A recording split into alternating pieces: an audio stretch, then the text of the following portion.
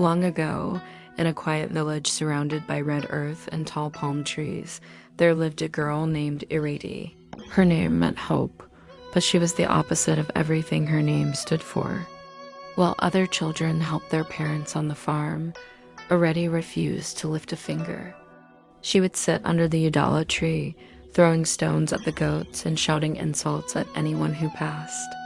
Her heart was as hard as the pestle used to pound yam. Her mother, Maman Chem, always pleaded, "Ireti, my daughter, kindness will take you farther than beauty or strength." But Ireti only rolled her eyes and muttered, "Kindness cannot fill my stomach." One dry season, the village faced a terrible drought. The streams shrank, the crops withered, and even the birds stopped singing. The elders announced that everyone must fetch water from the sacred river deep in the forest, a long, difficult journey. The villagers came together.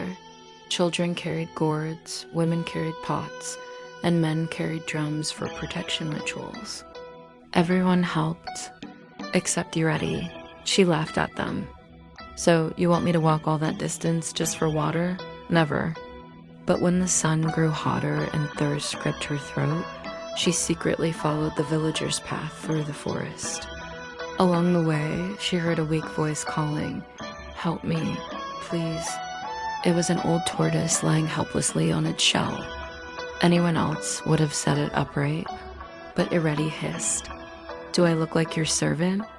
She kicked dust into its face and continued on. A little farther, she met an old woman trying to lift a fallen bundle of firewood. "Daughter, help me," the woman begged. Ireti barked, "Carry your load yourself," and walked away. At last, she reached the sacred river. Its water shimmered like liquid silver. She filled her calabash greedily, but as she turned to leave, the ground trembled. From the water rose the river spirit, tall and glowing with cowries and flowing hair like waves.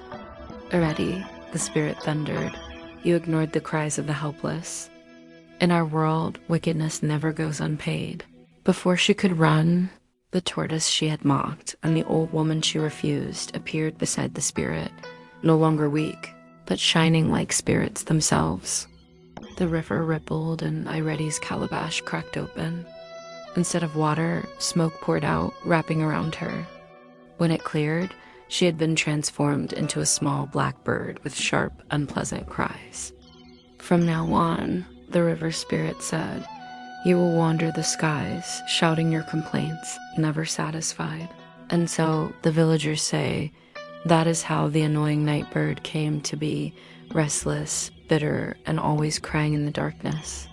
But to this day, mothers in the village tell their children, "Be kind, or you will end up like Ireti, the girl who lost herself to her own wickedness."